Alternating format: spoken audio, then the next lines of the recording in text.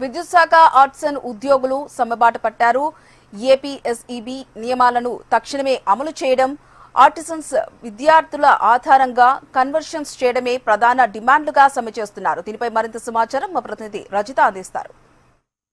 హైదరాబాద్ నగరంలో విద్యుత్ శాఖ కార్మికులంతా కూడా సమ్మె బాట పట్టారు. ముఖ్యంగా ఆర్టిజన్ కార్మికులకు సంబంధించి కూడా 6 ప్రధాన డిమాండ్లతో అయితే ఈ సమ్మె చేస్తున్నట్టుగా మనకు చెప్తూ ఉన్నారు.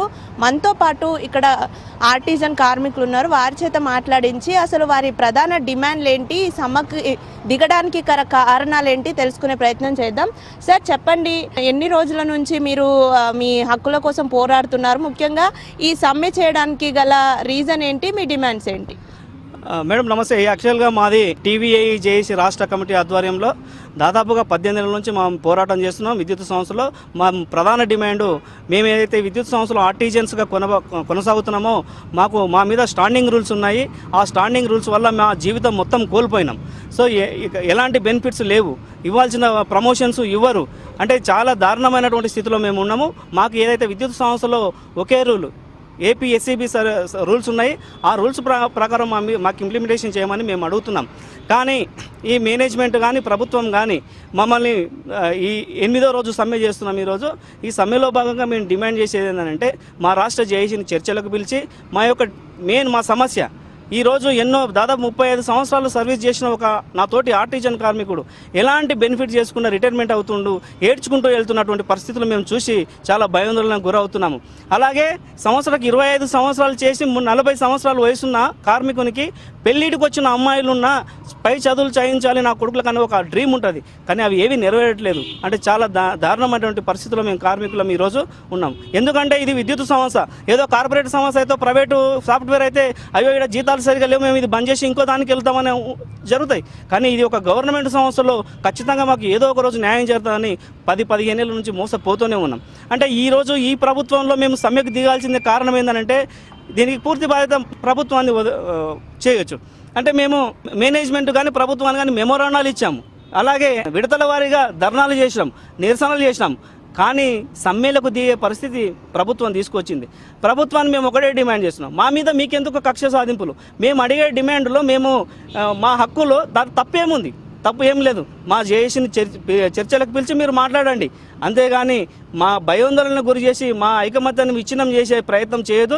అలాగే మా విద్యుత్ శాఖ మంత్రి బట్టి విక్రమార్క సార్ను ఒకటే కోరుతున్నాం, మా జీవితాలతో ఆడుకోవద్దు సార్. నిజంగా నాకు సమస్యలతో మేము పోరాడుతున్నాం, మాకు ఎక్కువ జీతాలు లేవు. దాదాపుగా 35 సంవత్సరాలు చేస్తున్న వ్యక్తి ఈరోజు 30,000 జీతం తీసుకొని రిటైర్మెంట్ అవుతుందంటే ఒక్కసారి ఊహించుకోండి.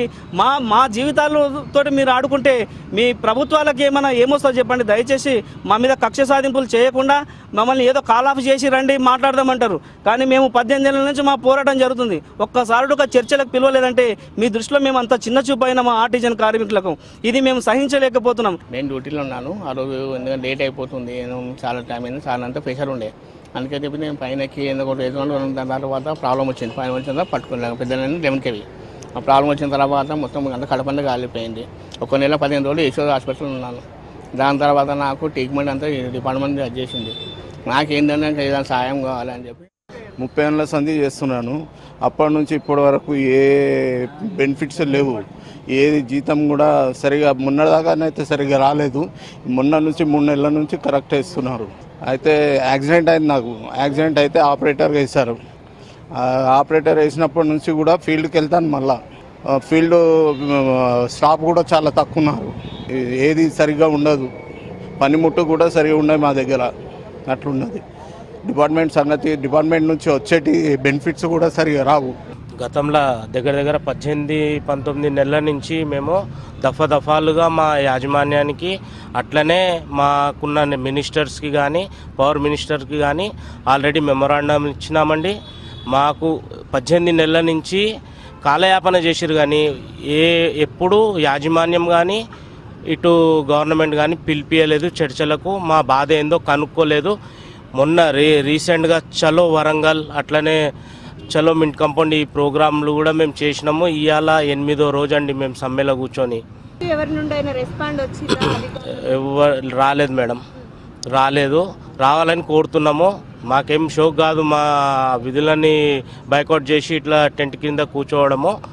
యాజమాన్యం ప్రభుత్వం అనేది మళ్ళొకసారి మా మీద చిత్రకన్ను ఇది చేసుకోకుండా మమ్మల్ని పిలిపించి శాంతియుతంగా మా ప్రాబ్లమ్స్ ఏమున్నాయో అవి తెలుసుకొని తొందరగా చేయాలని ఈ యాజమాన్యానికి గవర్నమెంట్కి కోరుకుంటున్నామండి. కన్వర్షన్ చేస్తే మా భవిష్యత్తు, రానున్న భవిష్యత్తు మా పిల్లలది కొద్దిగా మెరుగుపడుతుంది. అంతకుమించి ఇంకేం లేదు. ఈ రాష్ట్ర ఖజానాకి ఏం గండి పడదండి మాకు చేస్తే. ఇవాళ నిరంతరంగా హైదరాబాద్ సికింద్రాబాద్లో సప్లై ఇస్తున్నాం. మేము మా ప్రాణాలు కోల్పోతున్నాం. మొన్నడు అసలు మేము ఈ సమ్మెలో వచ్చి ఇప్పుడు 8వ రోజు అందులో అన్ఫిట్ కార్మికులతో కూడా పని చేపించి పాపం వాళ్ళ ప్రాణాలతో చెలకాటలు ఆడుతుర్రు. ఇది చాలా ఈ గవర్నమెంట్కి మంచిది కాదు. ఇది దయచేసి మాకు పిలిపియాలని కోరుతున్నామండి.